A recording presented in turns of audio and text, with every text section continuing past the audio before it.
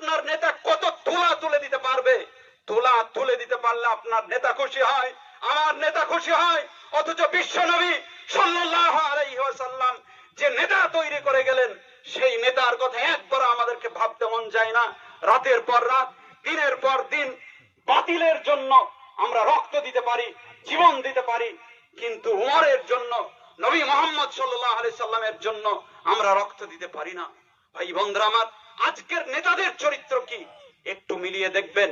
কি করে সরকারি টাকা মেরে খাবো, কি করে বার্ধক্য ভাতা মেরে খাবো, কি করে রাস্তার টাকা মেরে খাবো, কি করে ঘরের টাকা মেরে খাবো, এই হচ্ছে নেতাদের চরিত্র। এবং নেতারা এটাও ভালো করে বুঝে যে আমি একবার যদি পঞ্চায়েত মেম্বার হতে পারি, আমার বাড়ির রাস্তাটা আগে কি করে করতে হবে। যখন 30,000 মানুষের প্রাণ, 70,000 মানুষের পঙ্গু হয়ে যাওয়া, প্রায় 20 লক্ষেরও বেশি ঘর বাড়ি ছাড়া মানুষ, এদের দেখে যখন আপনারা জাগেননি, তখন আমার এই 30 মিনিটের খুতবায় কি করে আপনারা জাগবেন? চলুন লাইন সোজা করুন, নামাজ শুরু করা যাক। এটি ছিল পৃথিবীর সবচেয়ে ক্ষুদ্রতম জুমার খুতবা, ফিলিস্তিনের একজনের খতিবের। বিষয় হচ্ছে আজকে মুসলমানদের কি দুরবস্থা, এটা আমরা উপলব্ধি করতে পারছি, জানতে পারছি। জানার পরেও আমাদের কিছু করার নেই, আমরা চুপচাপ বসে আছি। এই যে ইমাম যে খুতবাটা দিয়েছিলেন, বড় দুঃখের সঙ্গে, যে আর বলে কিছু লাভ হবে না। এখন সংখ্যাটা আরো বেড়ে গেছে, প্রায় 34,000। আজকে সকালের খবর, 34,000 মানুষ সেখানে মারা গেছে, প্রায় 70 থেকে 80,000 মানুষ পঙ্গু, 20 লক্ষেরও বেশি মানুষ ঘর ছাড়া। ঈদের দিনেও রিসেন্ট একটা খবর পেলাম, জানি না সত্য কিনা, একজন বলছিলেন যে হামাস নেতা ইসমাইল হানিয়ার পুরো তার বাচ্চা, তার সন্তান, নাতি সবাইকে হত্যা করেছে ঈদের দিনে। তো খুব করুণ অবস্থা, তাদের যে কিভাবে ঈদ কাটছে এটা আমরা অনুভব করতে পারছি না। আমরা খুব সুখে আছি, আমরা খুব ভালোই আছি। শুধু স্পেন নয়, গোটা পৃথিবীতে এইরকম একটা প্ল্যানিং চলছে মুসলমানদেরকে হত্যা করা, গণহত্যা করা, এবং সেটা ইন্ডিয়াতেও। এটা অস্বীকার করার কিছু নেই। অনেকবার অনেকভাবে প্রকাশ পেয়েছে যে মুসলমানরা সারা পৃথিবীতে, ভারত সহ সারা পৃথিবীতে নানান ভাবে তারা গণহত্যার শিকার, তারা নির্যাতনের শিকার। তারপরেও আমরা চুপচাপ ঘুমিয়ে আছি। আমাদের না ইমানের পরিবর্তন ঘটেছে, না আকীদার পরিবর্তন ঘটেছে, না দৈনন্দিন জীবনে আচার ব্যবহারের পরিবর্তন ঘটেছে, কিছুই পরিবর্তন ঘটেনি। রোজা এসেছিল, রোজা চলে গেল, আবার মানুষ যেমন ছিল ঠিক তেমনই হয়ে যাবে। এটাই হচ্ছে মুসলমানদের অবস্থা। অথচ ইসরায়েল 1945 সালের আগের ম্যাপ দেখবেন যে ইসরায়েল বলে কোনো দেশই ছিল না পৃথিবীর মানচিত্রে। অথচ তাদের যে 2000 বছরের স্বপ্ন, সেই স্বপ্ন তারা বাস্তবায়ন করতে চলেছে। তাদের যে লাল গাভী, যেটাকে রেড হাইফা বলছে তাদের ভাষায়, টাইমস অফ ইন্ডিয়া থেকে আন্তর্জাতিক অনেক সংবাদ মাধ্যম প্রচার করেছে, তারা এই রেড হাইফার অর্থাৎ লাল গাভীটা পেয়ে গেছে। এরা 2000 বছর ধরে এই লাল গাভীটার অন্বেষণে লেগে আছে, খুঁজছে। তারা টেক্সাস থেকে $5,000 দিয়ে 5টি লাল গাভী ক্রয় করেছে। কেমন লাল গাভী? লাল গাভীটা শুধু নিখুঁত লালই হতে হবে, তার মধ্যে একটা পশম কালো হওয়া চলবে না বা সাদা হওয়া চলবে না। গাভীটা হতে হবে মধ্য বয়সের, 3 বছরের মধ্যে। সে কোনো বাচ্চা দেবে না, দুধও দেবে না, এই রকম গাভী। এটাকে তারা বলি দিবে। বলি দেওয়ার পরে তারা যে বিশ্বব্যাপী মানে অশ্লীলতা ছড়িয়েছে, বিশ্বব্যাপী যে জেনোসাইড করেছে, তারা যে হত্যালীলা চালিয়েছে, তারা যে সারা পৃথিবীতে আপনার তারা পর্নোগ্রাফির জাল বিস্তার করেছে, তারা যে সুদী কারবার ছড়িয়ে রেখেছে, তাদের হাত যে রক্তে রঞ্জিত, সমস্ত কিছু থেকে এই লাল গাভী মাধ্যমে তারা পুত পবিত্র হয়ে যাবে, তাদের শুচিকরণ হবে এবং সেই গাভীটাকে আগুনে পুড়িয়ে সমস্ত ইহুদিদের মধ্যে সেটাকে বন্টন করা হবে এবং সেই গাভীর ছাই এবং সেটাকে পানিতে মিক্সিং করে তাদের শরীরে ছিটাবে, এর মধ্যে দিয়ে তারা পুত পবিত্র হয়ে যাবে। এটা তাদের ধর্মগ্রন্থ তালমুদ ও তওরাতে বর্ণিত হয়েছে এবং এর মাধ্যমে তারা আগামীতে যে আল আকসা মসজিদের যে মেন ক্যাম্পাস সেটাকে ভেঙে দিয়ে তারা থার্ড টেম্পল তৈরি করার জন্য খুব দ্রুত তারা পদক্ষেপ নিচ্ছে এবং এটার মধ্যে দিয়ে এই লাল গাভীর মধ্যে দিয়ে বিশেষজ্ঞরা বলছেন যে আগামী দিন তৃতীয় বিশ্বযুদ্ধের মতো জায়গায় চলে যাচ্ছে। এই যে একটা পরিস্থিতি, তারা তাদের যে গোল সেই লক্ষ্যে তারা কিন্তু সর্বদা কাজ করে যাচ্ছে। তারা 2000 বছর ধরে এই প্ল্যানিং করছে, এই লাল গাভীর অন্বেষণে তারা আছে, কত সায়েন্টিস্ট কাজ করছে এর উপরে, আপনি ভাবতে পারেন। আর মুসলমানরা আজকে ঘুমিয়ে, আজও ফেতরা নিয়ে দ্বন্দ্ব, আজও তারাবির সালাত 20 রাকাত হবে না 8 রাকাত হবে, এ নিয়ে দ্বন্দ্ব উলামাদের মধ্যে। অথচ তারা যখন আমরা করোনা টাইমে যখন আমরা মাস্ক, অক্সিজেন, ভেন্টিলেশন, তারপরে আপনার ভ্যাকসিন এ নিয়ে যখন আমরা ব্যস্ত ছিলাম, তখন তারা এমন একটা গোটা ইসরায়েল ব্যাপী এমন একটা ওয়াল তৈরি করে ফেলেছে যে এই ওয়ালের মধ্যে আপনি প্রবেশ করতে পারবেন না। এবং তারা যে সুচতুরভাবে তাদের যে মাসিহা, তাদের যে দাজ্জাল, সেই দাজ্জাল আসবে তার জন্য তাদের যে প্রস্তুতি, কিন্তু আমাদের তো ঈসা আলাইহিস সালাম আসবেন, ইমাম মাহদি আসবেন, তার জন্য আমরা কি প্রস্তুতি নিচ্ছি? বড় দুঃখের সঙ্গে বলছি, এখনো ভাবার সময় আছে, এখনো চিন্তা করার সময় আছে, এখনো পরিবর্তনের সময় আছে। যদি মুসলমান জাতি পরিবর্তন না হয়, তাহলে দুনিয়াতে তো লাঞ্ছনা দেখতেই পাচ্ছেন, সারা পৃথিবীতে লাঞ্ছিত এরা, পরকালটাও লাঞ্ছিত হতে হবে, পরকালেও জাহান্নাম ছাড়া কোনো জায়গা থাকবে না। যে নবী সাল্লাল্লাহু আলাইহি সাল্লাম আমাদেরকে আদর্শ মানুষ হওয়ার জন্য সারা জীবন কাজ করে গেলেন, যে নবীর আমরা উম্মত, সেই নবীর উম্মত হয়ে আজকে আমরা দাগাবাজ, আমরা চোর, আমরা ছ্যাঁচড়, আমরা বিড়িখোর, আমরা গাঁজাখোর, আমরা মদখোর, আমরা হাজারো নেশায়, হাজারো অশ্লীল কাজে, আমরা সুদের কারবারে ব্যস্ত। ইহুদিরা সুদকে তৈরি করেছে, সুদের জন্মদাতা, এই যে ব্যাংকিং ব্যবস্থা তার জনক ওরা, কিন্তু ওরা যখন নিজেদের মধ্যে টাকা ধার দেয় তারা সুদ নেয় না। অথচ আমরা আমাদের ভাইকে ছাড়ি না, মাকে ছাড়ি না, বাপকে ছাড়ি না, এরকম জায়গায় আজকে মুসলমান। অথচ আল্লাহ রাসূল সাল্লাল্লাহু আলাইহি সাল্লাম তিনি কি সমাজ ব্যবস্থা জন্ম দিয়েছেন, কি মোরাল স্ট্যান্ডার্ড সেই মানুষগুলোর মধ্যে ছিল। তিনি নবী সাল্লাল্লাহু আলাইহি সাল্লাম, তিনি অ্যাজ এ প্রফেট, তার কথা বাদই দিলাম, কিন্তু তিনি যে মানুষগুলোকে তৈরি করেছিলেন তাদের চরিত্র কেমন ছিল আপনি ভাবতে পারবেন না।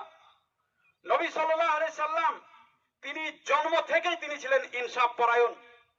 মাইকেল এইচ হার্ট, বিশ্বের বিখ্যাত গ্রন্থ দ্য 100 এর লেখক, সেই গ্রন্থে নবী মুহাম্মদ সাল্লাল্লাহু আলাইহি সাল্লামের নামটা তিনি প্রথম নম্বরে দিয়েছেন, প্রথম সিরিয়ালে দিয়েছেন। এবং মাইকেল এইচ হার্ট তিনি সেই বইয়ের মধ্যে লিখেছেন যে নবী মুহাম্মদ সাল্লাল্লাহু আলাইহি সাল্লামকে যখন মা হালিমার ঘরে যখন দুধ পান করতে দেওয়া হয়েছিল, শিশু মুহাম্মদ সাল্লাল্লাহু আলাইহি সাল্লাম, সেই সময় মা হালিমার আর একটা সন্তান ছিল, তার নাম ছিল আব্দুল্লাহ।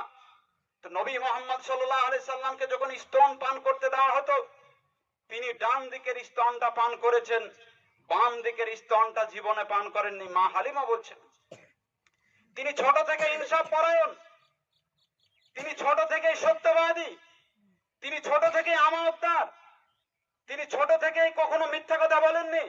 এইরকম একজন প্রফেট, এইরকম একজন ব্যক্তিত্বকে আল্লাহ রাব্বুল আলামিন নবী মনোনীত করেছিলেন। তবে আপনাকে ভালো কিছু পেতে গেলে ভালো মানুষ হতে হবে, এই ভালো মানুষ আগে হতে হবে আমাদেরকে, তারপরে বাকি সব কিছু হতে হবে। ভালো মানুষ যদি না হতে পারেন, তাহলে সারা পৃথিবীর সমস্ত কিছু অর্জন করলেও আপনি কখনো ভালো হতে পারবেন না, ভালো আগে হতে হবে। নবী সাল্লাল্লাহু আলাইহি সাল্লাম যে মানুষ তৈরি করেছিলেন আপনি ভাবতে পারবেন না। যখন মক্কা থেকে হিজরত করে মদিনায় সাহাবারা গেলেন, সেই সময় মদিনার আনসাররা তাদের কি ত্যাগ ছিল জানেন? যার 2 বিঘা জমি ছিল তারা বলেছে 1 বিঘা জমি আমি দিয়ে দিচ্ছি তোমাকে, তুমি মুহাজির ভাই, তুমি ইসলামের জন্য অনেক কষ্ট করেছো, দেশ ছেড়েছো, বাড়ি ছেড়েছো, আত্মীয় স্বজন ছেড়েছো, সব ছেড়েছো, তোমাকে আমি 1 বিঘা জমি দিয়ে দিলাম। আমার 2টো স্ত্রী, একটা স্ত্রী যে স্ত্রীটা সুন্দর তুমি দেখো যাকে পছন্দ হচ্ছে তাকে আমি তালাক দিয়ে দিচ্ছি, তার সঙ্গে তোমার বিয়ে দিয়ে দিচ্ছি। এই ছিল সাহাবাদের চরিত্র এবং এই সাহাবাই মানুষ নবী মুহাম্মদ সাল্লাল্লাহু আলাইহি সাল্লাম তৈরি করেছেন। আজকে বিজ্ঞানের এত উন্নতি হয়েছে, 21শ শতাব্দী, আজকে গ্লোবালাইজেশনের যুগ, বিশ্বায়নের যুগ, কিন্তু মানুষের মোরাল যে স্ট্যান্ডার্ডিটি, মানুষের নীতিবোধ, নৈতিকতা, মোরালিটি এর কোনোদিন উন্নয়ন ঘটেনি, আমরা দেখতে পাচ্ছি না। মানুষ বিজ্ঞানের যত উন্নয়ন হচ্ছে মানুষ তত হিংস্র হয়ে যাচ্ছে, তত মানুষ আরো তাদের চারিত্রিক দিক থেকে তারা আরো অধপতন তাদের মধ্যে দেখা যাচ্ছে। ভাই বন্ধুরা আমার, সেই নবী মুহাম্মদ সাল্লাল্লাহু আলাইহি সাল্লাম কি মানুষ পৃথিবীতে তৈরি করে গেছিলেন। একটা ছোট্ট, আপনাদের তো ধৈর্য কম, ধৈর্য সেদিনই আসবে যেদিন প্যালেস্টাইনের মতো অবস্থা হবে, গুজরাটের মতো অবস্থা হবে, সেদিন ধৈর্য হবে ঘন্টার পর ঘন্টা, দিনের পর দিন, মাসের পর মাস। সুকান্তের কবিতার কথা মনে পড়ে, কিন্তু কার সঙ্গে শেয়ার করব? আমার বসন্ত কাটে খাদ্যের সারিতে প্রতীক্ষায়। খুব দুঃখের কথা ভাই, আমার বসন্ত কাটে খাদ্যের সারিতে প্রতীক্ষায়। তো তাদের অবস্থা, তাদের সাহারি হয়েছে ঘাস দিয়ে, ইফতার হয়েছে গাছের পাতা দিয়ে, এই হচ্ছে অবস্থা। কিন্তু আমরা 2টো কথা আমাদের জান ছটফট করে, কখন উঠে পালাবো, কখন উঠে পালাবো। এই যে কথাগুলো আজকে আলোচনা করছি এর প্ল্যানিং আছে, পূর্ব প্ল্যানিং আছে। এখানে দাঁড়িয়ে গেছি মানে কথাগুলা টেপ রেকর্ডার নয় যে আপনি বেরোচ্ছে। এর জন্য দীর্ঘ সময় ধরে প্রস্তুতি নিয়ে এখানে আসতে হয়েছে। আপনার জানে ধৈর্য নাই, 5 মিনিট একটু বসতে পারেন না। আমরা কাকে ফলো করছি?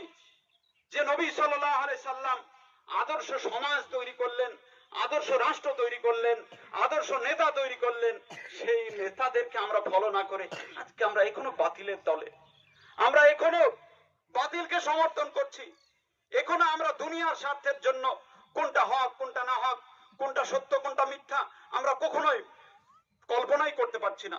কি করে আমার হবে, কি করে আমি একজনকে ঠকাতে পারবো, কি করে আমার ভাইকে ফাঁকি দিতে পারবো, কি করে আমার বোনকে ফাঁকি দিতে পারবো, এ নিয়ে আমরা ব্যস্ত। কি করে আমি মেরে খেতে পারবো, সরকারি সম্পদ মারতে পারবো, দশের সম্পদ মারতে পারবো, সরকারি টাকা মারতে পারবো, এ নিয়ে আমরা ব্যস্ত। দেখবেন সর্দার বাদ দিয়ে দিলে আর মসজিদে আসে না, অনেক সর্দার আছে। আমাদের চরিত্র আজকে এই জায়গায়। অথচ 1400 বছর আগে ওমর রাদিয়াল্লাহু আনহু যে শাসন ব্যবস্থা প্রতিষ্ঠা করেছিলেন, তাদের কোনো প্রাসাদ ছিল না, তাদের অট্টালিকা ছিল না। বলবেন হয়তো তারা গরিব মানুষ, না, তারা করেননি। তার যে অনেক পুরনো আপনার যে পারস্যের সভ্যতা, তার রোমান সভ্যতা, তাদের বড় বড় প্রাসাদ ছিল, অট্টালিকা ছিল। সেখান থেকে আরবরা, তারা আপনারা হয়তো বলতে পারবেন তারা টেকনোলজি জানতো না, কিন্তু তা নয়, তারা করেননি। একদিনের একটা ঘটনা বলে আমি শেষ করছি। ওমর রাদিয়াল্লাহু আনহু কত বড় রাষ্ট্র প্রশাসক, তিনি অর্ধ পৃথিবীর শাসক ছিলেন। আজকে যেমন আমরা পুতিনের কথা বলি, আজকে যেমন বাইডেনের কথা বলি, তার চেয়ে বড় মাপের একজন শাসক সেই ওমর রাদিয়াল্লাহু আনহু। প্রেসিডেন্ট খলিফা স্ত্রী এসে বলছেন, ইয়া আমিরুল মুমিনিন, আমাদের ঈদের নতুন জামা কাপড়ের প্রয়োজন নেই, তবে বাড়ির ছোট বাচ্চাটা খুব কান্নাকাটি করছে নতুন পোশাকের জন্য, একটু যদি পোশাকের ব্যবস্থা করে দেওয়া হতো খুব ভালো হতো। ওমর রাদিয়াল্লাহু আনহু বলছেন, অর্ধ পৃথিবীর শাসক, যে আমার কাছে নতুন পোশাক কিনে দেওয়ার মতো কোনো টাকা নেই। ভাই বন্ধুরা আমার, বড় দুঃখের সঙ্গে বলছি, কত বড় নেতা আপনি ভাবতে পারবেন না যে ওমরের জন্য গান্ধীজি স্বয়ং বলেছেন যে ভারতবর্ষে শান্তি প্রতিষ্ঠিত করতে হলে ওমরের মতো একজন শাসকের প্রয়োজন। সেই রকম মাপের নেতা হচ্ছেন ওমর। সেই ওমর বলছেন আমার বাড়িতে ওই নতুন পোশাক কিনে দেওয়ার মতো টাকা আমার নেই। ওমর ভাবলেন বাচ্চা ছেলে, সে আবদার করেছে, যদি না দেই কেমন লাগে। তিনি অর্থমন্ত্রীকে চিঠি করলেন। অর্থমন্ত্রীর নাম হচ্ছে আবু উবাইদা রাদিয়াল্লাহু আনহু। চিঠি করা হলো যে আমাকে অগ্রিম 1 মাসের ভাতা দেওয়া হোক, 1 মাসের বেতন আমাকে অগ্রিম দেওয়া হোক। আবু উবাইদা তিনি চিঠি পেলেন। চিঠি পেয়ে পড়ে দেখলেন আর তার চোখ দিয়ে পানি প্রবাহিত হতে লাগলো। আর তিনি তাকে টাকা না দিয়ে চিঠিতে উত্তর দিলেন, বাহককে কোনো টাকা দিলেন না, মানে পরিবর্তে একটা চিঠি দিলেন। সেই চিঠিতে লিখলেন যে খলিফা আমিরুল মুমিনিন, আপনাকে আমি অগ্রিম 1 মাসের টাকা দিতে পারি, কিন্তু শর্ত দুটো। এই দুটো শর্ত যদি আপনি পূরণ করতে পারেন এবং আপনি গ্যারান্টি দিতে পারেন, তাহলে আমি আপনাকে 1 মাসের অগ্রিম টাকা দিতে পারবো, নচেত আমি পারবো না। শর্ত কি? আপনি আগামী 1 মাস পর্যন্ত বেঁচে থাকবেন কিনা এই গ্যারান্টি আপনাকে দিতে হবে। দ্বিতীয়ত হচ্ছে, আপনাকে বেঁচেও যদি থাকেন, আপনাকে জনগণ আগামী 1 মাস খলিফার এই দায়িত্বে, এই গুরু দায়িত্ব আপনাকে রাখবে কিনা এই গ্যারান্টি দিতে হবে। ওমর রাদিয়াল্লাহু আনহু এই চিঠি যখন পেলেন, তিনি কাঁদতে লাগলেন। কাঁদতে কাঁদতে তার দাড়ি বেয়ে অশ্রু প্রবাহিত হচ্ছে। তিনি বললেন যে আল্লাহ, তুমি আবু উবাইদাকে নেক হায়াত দান করো, আর আমি নিশ্চিত যে আমি একজন যোগ্য অর্থমন্ত্রী নিয়োগ করতে পেরেছি। এই ছিল ওমরের জীবন। আজকে আপনার নেতা কত তোলা তুলে দিতে পারবে? তোলা তুলে দিতে পারলে আপনার নেতা খুশি হয়, আমার নেতা খুশি হয়। অথচ বিশ্বনবী সাল্লাল্লাহু আলাইহি ওয়াসাল্লাম যে নেতা তৈরি করে গেলেন, সেই নেতার কথা একবার আমাদেরকে ভাবতে মন যায় না। রাতের পর রাত, দিনের পর দিন বাতিলের জন্য আমরা রক্ত দিতে পারি, জীবন দিতে পারি, কিন্তু ওমরের জন্য, নবী মুহাম্মদ সাল্লাল্লাহু আলাইহি সাল্লামের জন্য আমরা রক্ত দিতে পারি না। ভাই বন্ধুরা আমার, আজকের নেতাদের চরিত্র কি একটু মিলিয়ে দেখবেন। কি করে সরকারি টাকা মেরে খাবো, কি করে বার্ধক্য ভাতা মেরে খাবো, কি করে রাস্তার টাকা মেরে খাবো, কি করে ঘরের টাকা মেরে খাবো, এই হচ্ছে নেতাদের চরিত্র। এবং নেতারা এটাও ভালো করে বুঝে যে আমি একবার যদি পঞ্চায়েত মেম্বার হতে পারি, আমার বাড়ির রাস্তাটা আগে কি করে করতে হবে, প্রধান হতে পারলে আমার কি করে হবে, আমার টন, বাকি সবারই পড়ে থাক। এ হচ্ছে চরিত্র। হক কথা বললে কষ্ট পাবেন, কিন্তু এটাই বাস্তবতা। এই হকটা আমাকে বলতেই হবে।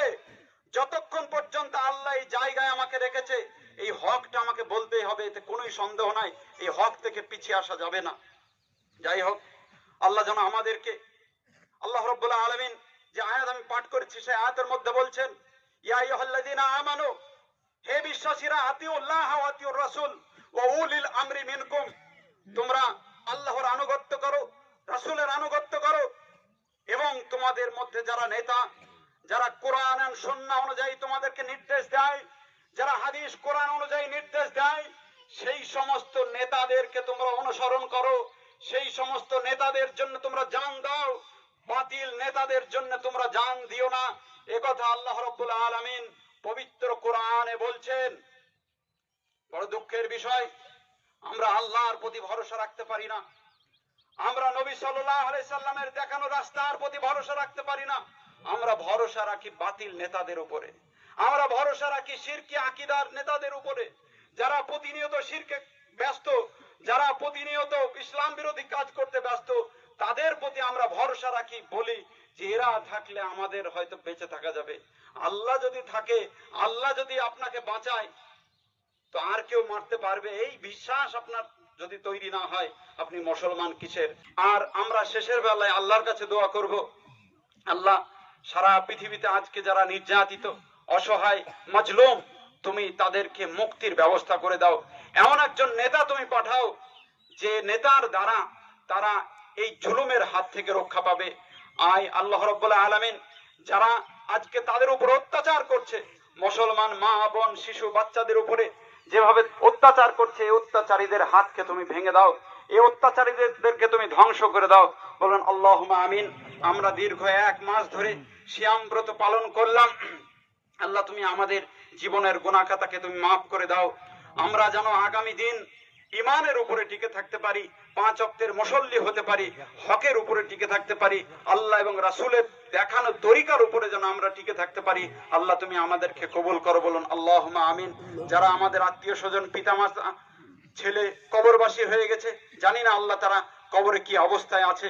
সেই নীরব নগর যেখান থেকে এত বিজ্ঞানের উন্নতি হয়েছে কিন্তু যোগাযোগ করার কোন মাধ্যম এখনো বিজ্ঞান আবিষ্কার করতে পারেনি, সেই নীরব নগরে তারা কি অবস্থায় আছে জানি না। আল্লাহ তুমি তাদের কবরে আযাবকে মাফ করে দিয়ে তুমি তাদেরকে জান্নাতুল ফেরদাউস দান করো। এখান থেকে আজকের খুতবা শেষ করলাম। ওয়াখির দাওয়ানা আনিল হামদুলিল্লাহি রাব্বিল আলামিন। আসসালামু আলাইকুম ওয়া রাহমাতুল্লাহ। সুবহানাকা আল্লাহুম্মা ওয়া বিহামদিকা আশহাদু আন লা ইলাহা ইল্লা আনতা আস্তাগফিরুকা ওয়া আতুবু ইলাইক।